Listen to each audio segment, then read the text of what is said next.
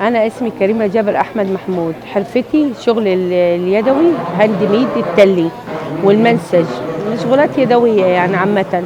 بشتغل الشيلان والجلاليب والطرح والإسكارف والشغل الفلاحي. وطورنا من الشغل بتاعنا، كان الأول يقتصر على الطرحة والعباية. دلوقتي طورنا، عملنا بلوزات، عملنا سكارفات، عملنا بدل، عملنا بلوزات، عملنا حاجات كثيرة طورنا منه كثير.